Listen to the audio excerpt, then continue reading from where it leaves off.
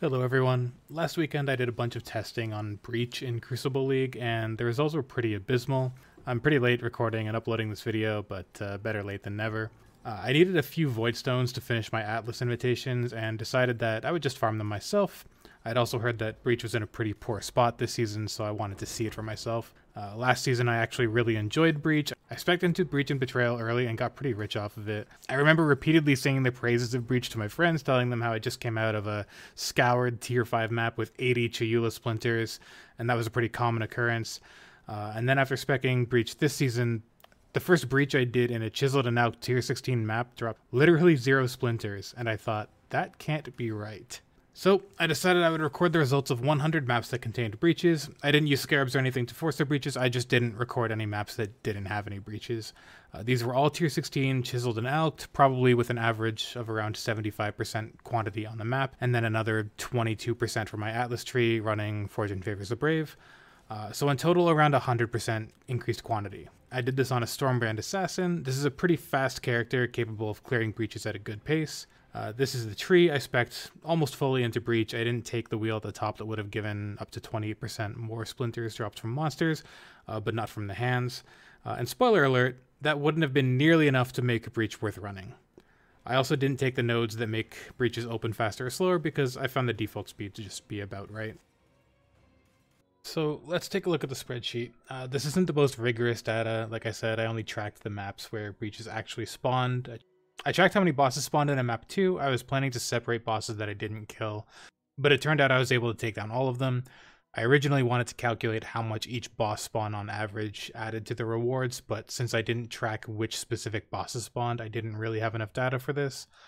Also, if I died or disconnected during a breach, I discarded the entire map from the data since it was no longer an accurate data point.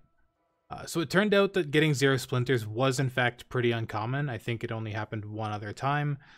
But the jackpots from the Atlas tree were also pretty rare. There were only 4 full Breachstone drops the entire time, which I just recorded as 100 splinters because that's what they are.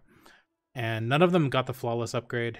Probably one of the most disappointing things I've ever seen in this game was when I got a doubled Chayula spawn and they only dropped 4 splinters each. So in 100 maps with breaches or 142 individual breaches, I got a grand total of about 17 Breachstones worth about 430 chaos or a little over 2 divine in 100 maps. That is just thoroughly awful. I did get 1 drop of the anticipation, but that was the only noteworthy unique drop and still not enough to make this good.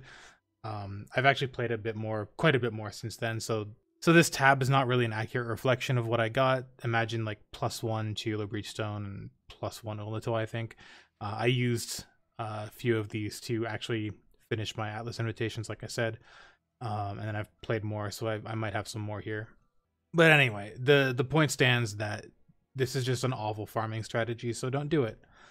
It would be better with scarabs, obviously, but still not enough to justify running the mechanic. So long story short, don't do Breach this season if you want profit.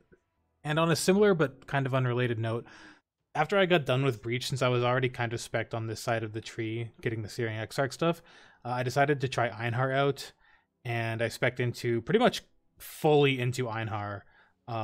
With the hunt for Phenumis and the hunt for Creation. And I went through 40 Einhar missions in tier 16 maps, which is quite a lot.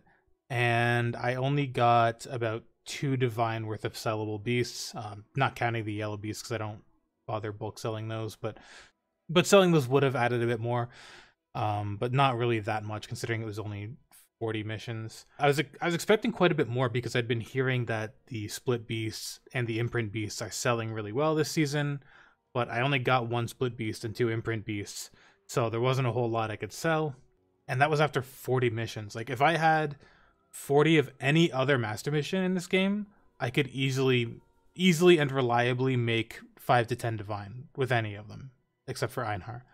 So I don't really think Einar is worth running either, unless you have some very specific strategy, or if you're running in a group and taking advantage of getting more beasts together. Although I think they nerfed that a while back, so I don't know how that really works now. Anyway, that's it for this video. Sorry I haven't posted any content in a while. I will hopefully post a video soon, sort of explaining why that was. And yeah, that's it for now. Thank you for watching. Have a great day.